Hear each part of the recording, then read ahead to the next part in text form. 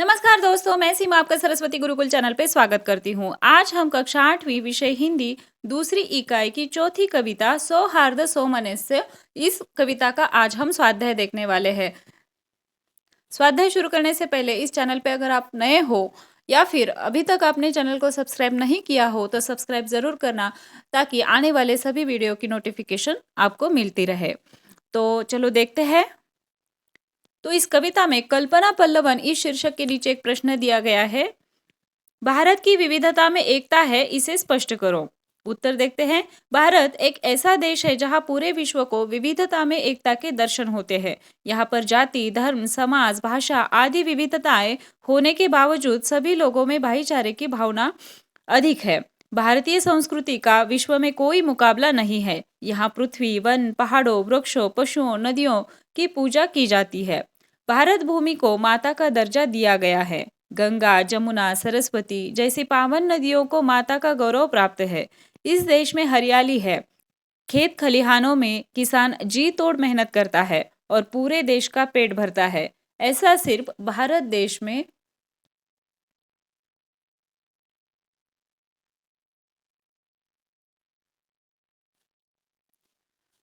ऐसा सिर्फ भारत देश में ही होता है जहां किसान को पूरा देश अन्नदाता के रूप में देखता है। भारत देश में हर जाति व धर्म के अलग अलग त्योहार होते हैं, लेकिन सभी धर्मों के लोग इन त्योहारों को एक साथ मिलकर मनाते हैं। यह देश एक मोतियों की अनमोल माला की भांति है, जिसमें विभिन्न जाति, धर्म, संप्रदाय, राज्य के मोती भाईचारे के मजबूत सूत्र में बंधे हुए हैं।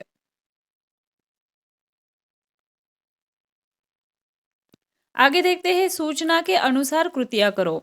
इसमें एक कृति पूर्ण करो। एक, इन बातों में अलग होकर भी हम सब एक है। कौन कौन सी बातों में अलग होकर? धर्म और भाषा में। दो, बगिया की शान। क्या बगिया की शान क्या है? फल और फूल।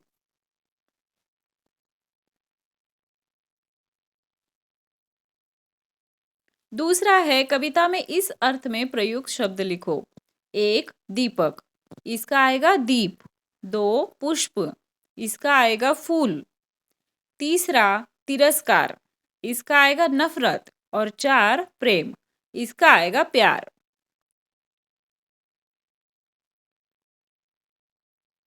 तीसरा है, कविता में प्रयुक्त विलोम शब्दों की जोड़ियां लिखो। विलोम यानी विरुद्धार्थी शब्द। तो देखते हैं। एक, छोटा बड़ा। दो, एक अनेक। तीन, नकद उधार। चार, प्यार नफरत। पांच, सिर पैर। छह, टूट जोड़े।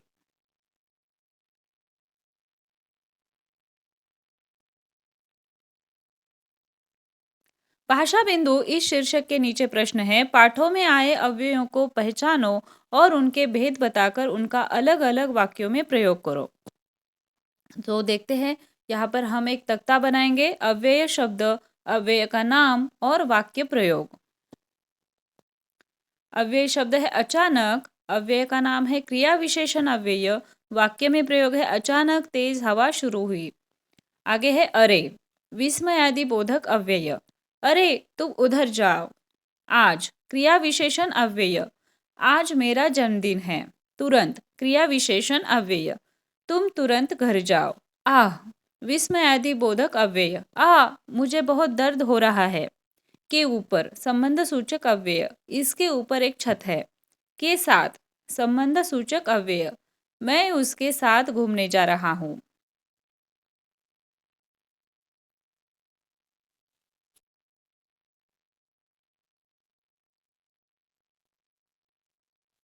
अव्यय शब्द है की ओर। संबंध सूचक अव्यय। वाक्य में प्रयोग है मैंने तुरंत माँ की ओर देखा।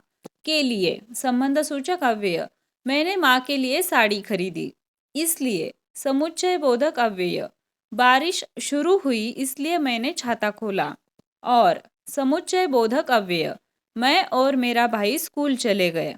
बल्कि, समुच्चय बोधक अव्यय। मुझे लिखना ही नहीं बल्कि पढ़ना भी पसंद है। परंतु, समुच्चय बोधक अव्यय। मैंने उसे बहुत मनाया परंतु वो नहीं माना। आगे है उपयोजित लेखन। इस शीर्षक के नीचे प्रश्न है, शालेय बैंड पथक के लिए आवश्यक सामग्री खरीदने हेतु अपने विद्यालय के प्राचार्य से विद्यार्थी प्रतिनिधि के नाते अनुमति मांगते हुए निम्न प्रारूप में पत्र लिखो। दिनांक 20-3-2025, प्राचार्य सरस्वती गुरुकुल पुणे। विषय है शालेय बैंड पथक की सामग्री खरीदने हेतु अनुमति प्राप्त करने हेतु पत्र। महोदय, सविनय निवेदन है कि मैं प्रार्थी दिनेश चौहान आपके विद्यालय के कक्षा 8वीं ब का छात्र हूँ और मैं ही अपनी कक्षा के विद्यार्थियों का प्रतिनिधित्व कर रहा हूं। मैं आपको अवगत करना चाहता हूं कि हमारे विद्यालय के शालेय बैंड पथक में आवश्यक सामग्रियों की कमी है, जिसके चलते छात्रों को काफ़ी परेशानी का सामना करना पड़ रहा है। अतः आपसे निवेदन है कि जल्द से जल्द सामग्री खरीदने की अनुमति प्रदान करें। धन्यवाद। आपका आज्ञाकारी दिनेश चौहान, कक्षा 8वीं ब।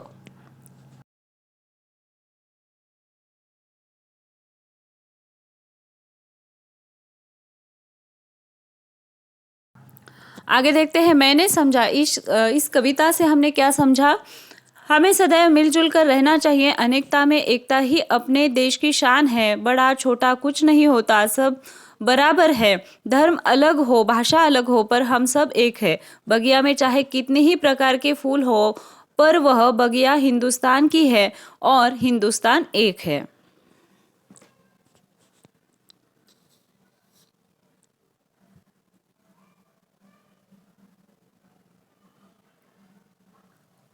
स्वयं अध्ययन। इस शीर्षक के नीचे प्रश्न है, नफरत से नफरत बढ़ती है और स्नेह से स्नेह बढ़ता है। इस तथ्य से संबंधित अपने विचार लिखो। उत्तर देखते हैं। यदि कोई व्यक्ति दूसरे व्यक्ति से प्रेम पूर्वक व्यवहार करता है तो निश्चित तौर पर उस व्यवहार के बदले सामने वाला भी उसके साथ प्रेम पूर्वक ही पेश आएगा। इसके विपरीत यदि कोई व्यक्ति किसी दूसरे व्यक्ति के प्रति नफरत या द्वेष की भावना रखता है और उसी प्रकार का व्यवहार करता है तो बदले में उस व्यक्ति को भी नफरत व द्वेष ही मिलेगा। निष्कर्ष यह है कि यदि हम नफरत करते हैं तो सामने वाला व्यक्ति भी हमसे नफरत करेगा, और यदि हम किसी से प्यार करते हैं तो वह भी हमारे व्यवहार को देखकर हमें प्रेम ही देगा। अतः हमें सभी से प्रेम पूर्वक व्यवहार करना चाहिए।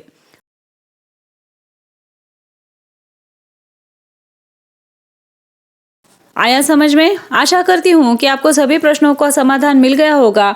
आपके इस चैनल पे सभी विषयों के स्वाध्याय के साथ ही विविध विषयों पर भाषण, निबंध लेखन, पत्र लेखन, आर्ट एंड क्राफ्ट, इन सभी पर वीडियो चैनल पर अवेलेबल है, वो भी आप चेक कर लेना। और ये वीडियो आपको कैसा लगा वो कमेंट करके ज़रूर बताना। वीडियो अगर अच्छा लगा हो तो वीडियो को लाइक करना, अपने दोस्तों के साथ ये वीडियो शेयर करना, और सबसे महत्वपूर्ण बात, चैनल को सब्सक्राइब करना। मिलते हैं अगले ऐसे ही नई वीडियो में, तब तक के लिए धन्यवाद।